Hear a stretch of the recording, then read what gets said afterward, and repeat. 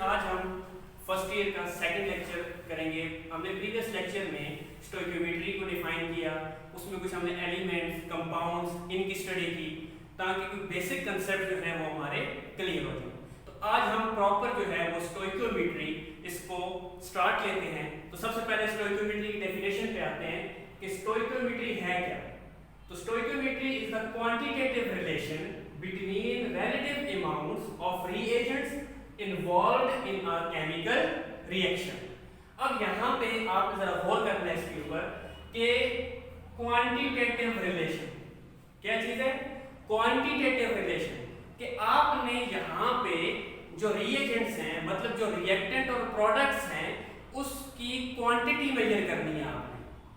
अब रिएक्टेंट की क्वांटिटी अगर आपको गिवन है तो आप प्रोडक्ट की क्वांटिटी मेजर करोगे। तो क्वांटिटेटिव रिलेशन है किसका, रिएजेंट्स का। दूसरी चीज रिलेटिव अमाउंट, दूसरी क्या चीज है, रिलेटिव अमाउंट कि हमने उसको रिलेट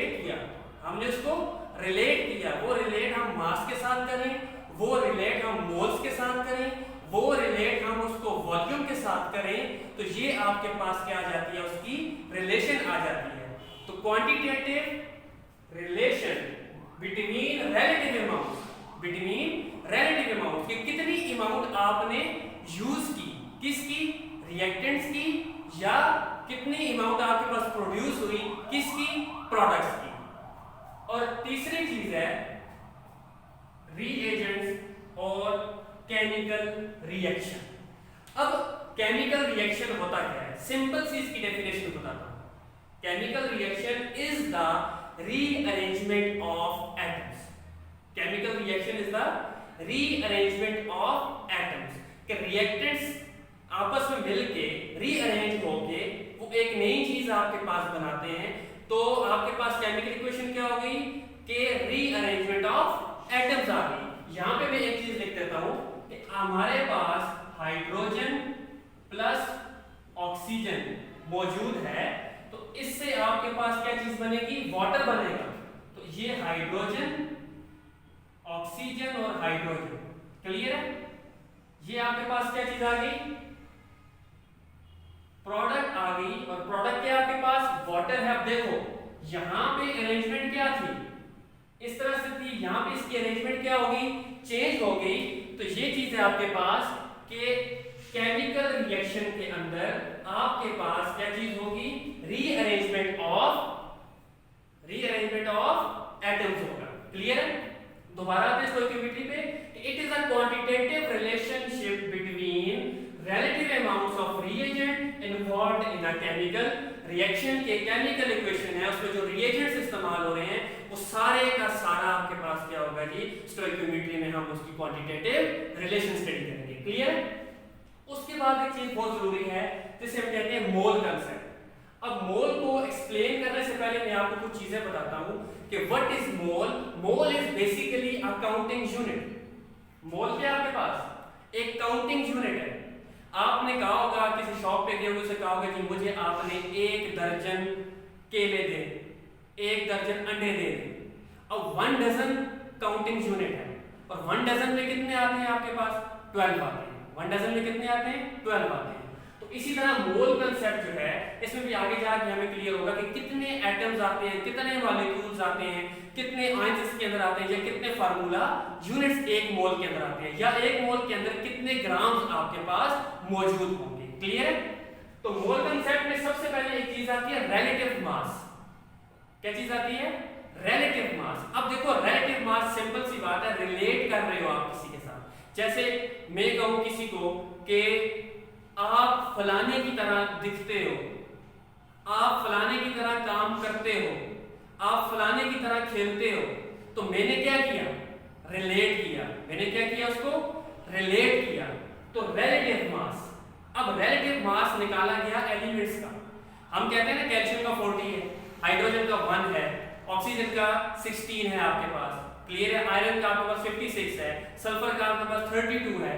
तो ये जितने भी मासेस निकाले गए ये रिलेट किए गए, और किसके साथ रिलेट किए गए, कार्बन 12 के साथ रिलेट किए गए। तो मैं इसको डिफाइन कर देता हूं कि मास ऑफ एटम, कोई भी एटम उसका मास ऑफ आयन, कोई भी आयन उसका मास, मॉलिक्यूल का मास, या कोई भी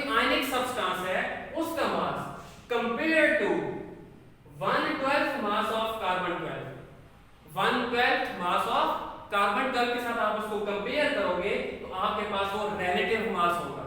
वो क्या होगा? रिलेटिव मास होगा। इसकी जो यूनिट यूज की जाती है वो AMU है, जिसको हम क्या कहते हैं? एटॉमिक मास यूनिट, और म्यू के साथ इसको रिप्रेजेंट किया जाता है।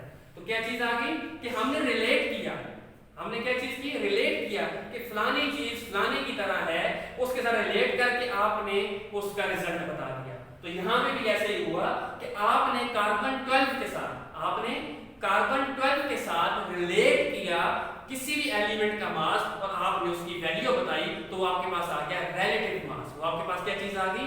Relative mass. इसको हम एटॉमिक मास यूनिट भी कहते हैं, और इसकी जो यूनिट है वो आपके पास म्यू है। क्लियर है? उसके बाद है मोल। मोल क्या चीज है जी? अमाउंट ऑफ मैटर है, amount of matter expressed in gram. अब इसकी प्रॉपर डेफिनेशन कर रहे हैं ना कि मोल क्या चीज है? Amount of matter in grams.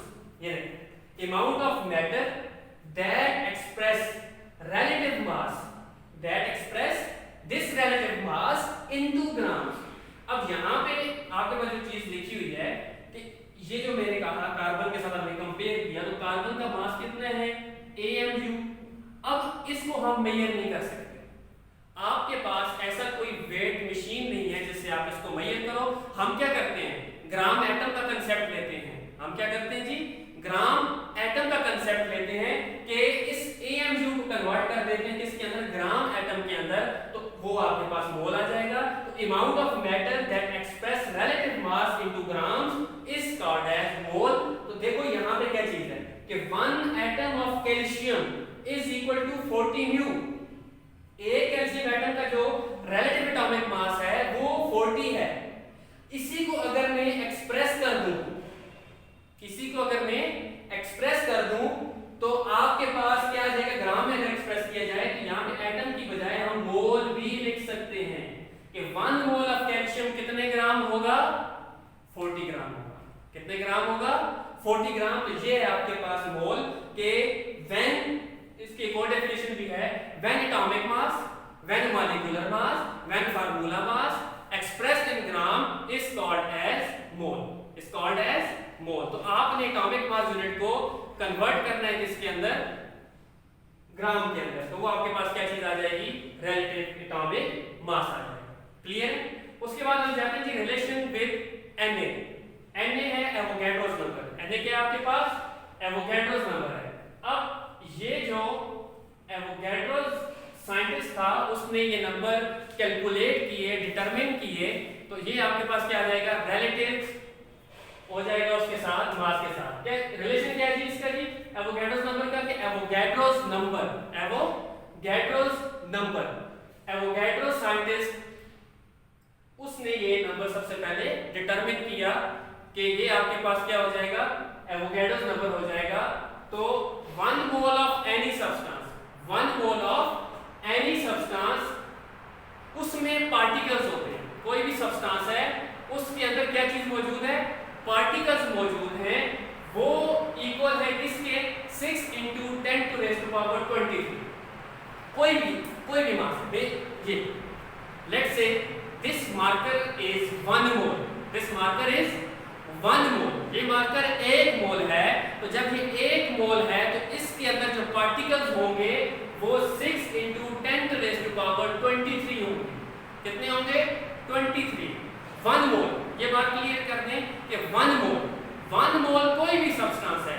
1 मोल कुर्सी है, 1 मोल आपके पास डाइस है, 1 मोल आपके पास टेबल है, 1 मोल आपके पास मोबाइल है, 1 मोल आपके पास बोर्ड है। उसके अंदर जो पार्टिकल्स होंगे वो आपके पास 6 × 10⁻23 जो है वो पार्टिकल्स होंगे उसके अंदर। अब इसको अगर प्रॉपर डिफाइन करें कि amount of substance numerically is equal to 6.023 × 10⁻23 atoms भी हो सकते हैं, पार्टिकल्स भी हो सकते हैं, आयंस भी हो सकते हैं, फार्मूला यूनिट्स भी हो सकते हैं। अब एटम्स कैसे हैं, आयंस कैसे हैं, मॉलिक्यूल्स कैसे हैं, फार्मूला यूनिट्स कैसे हैं, तो ये चीज हम अभी क्लियर करेंगे। यहाँ पे मैंने कुछ एग्जांपल्स लिखी, 3 एग्जांपल्स लिखी मैंने कि 12 ग्राम ऑफ कार्बन। अब यहाँ पे एक चीज आप नोट करें, कार्बन एटम फॉर्म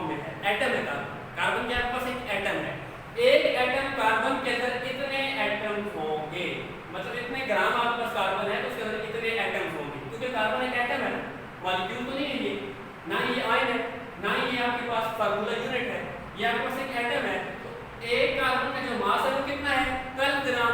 अगर 12 ग्राम कार्बन है तो इसका मतलब है 1 मोल है, और अगर वो 1 मोल है तो उसके अंदर कितने पार्टिकल्स होंगे 6 × 10⁻23 एटम्स होंगे, क्योंकि एटम है तो एटम्स लिखती है। दूसरी चीज 18 ग्राम ऑफ H2O।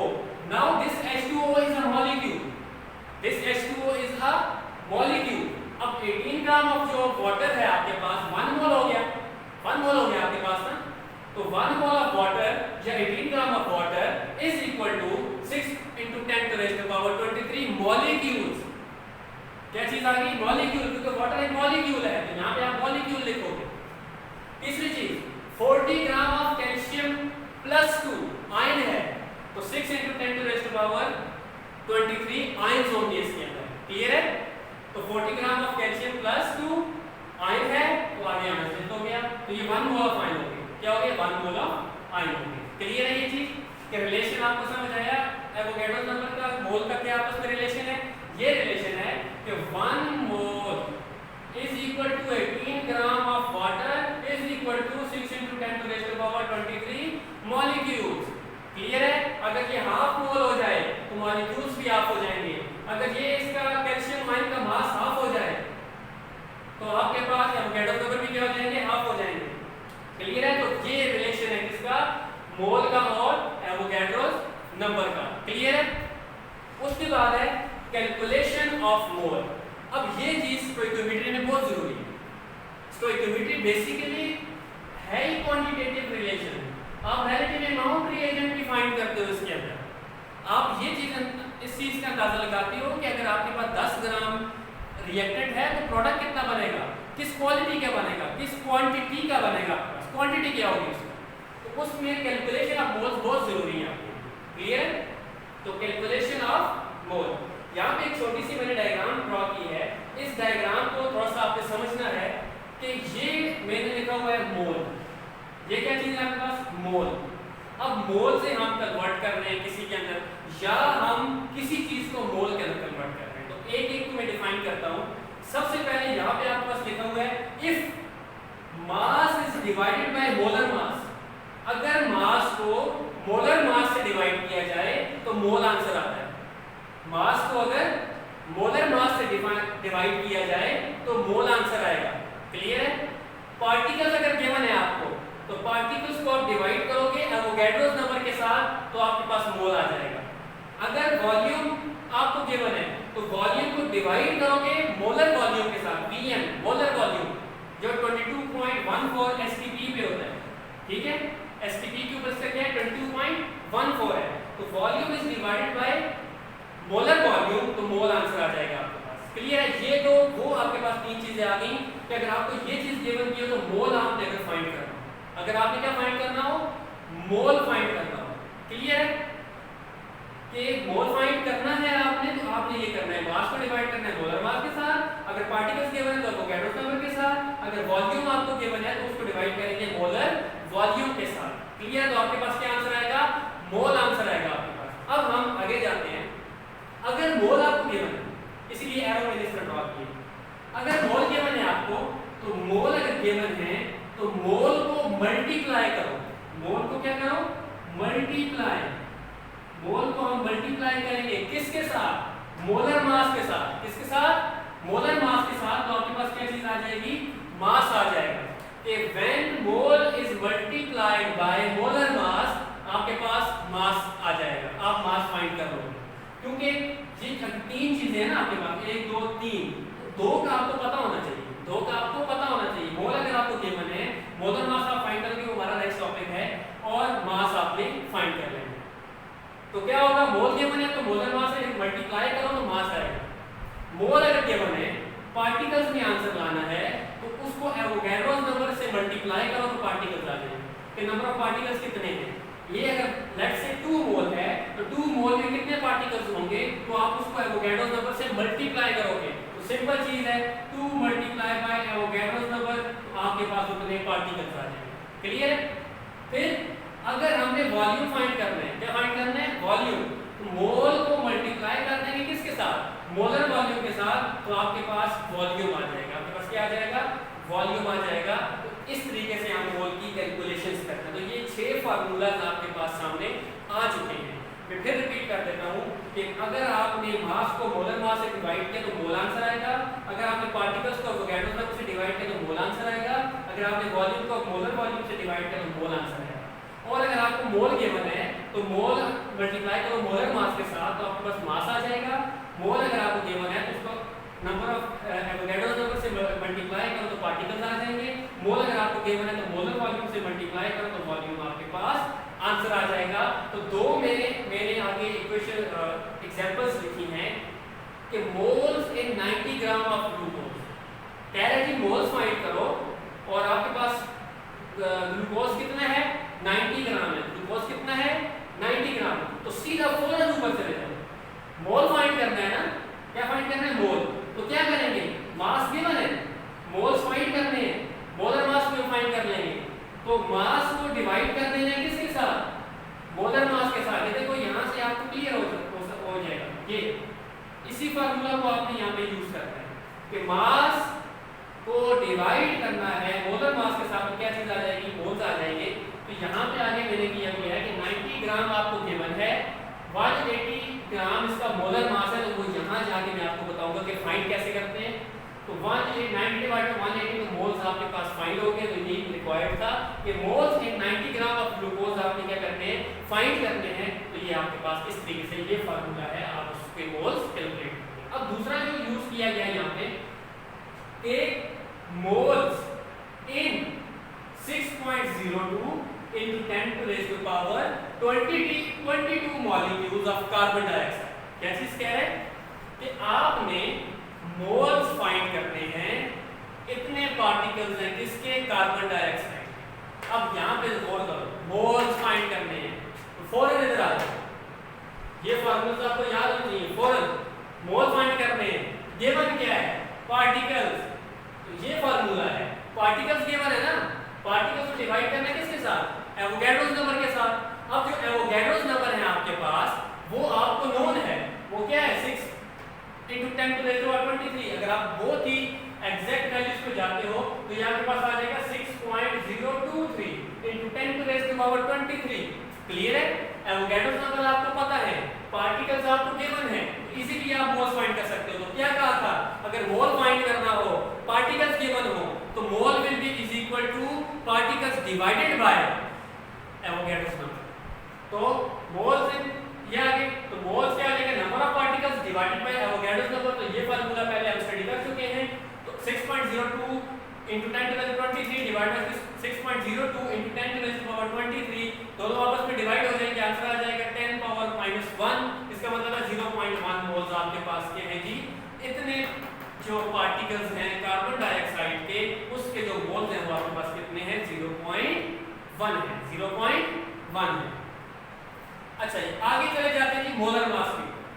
अब मोलर मास क्या है, मोलर मास सिंपल अगर हम जाएं तो मोलर मास आपके पास आएगा the sum of the relative atomic masses of atoms present in a molecule or in a formula unit or in one mole।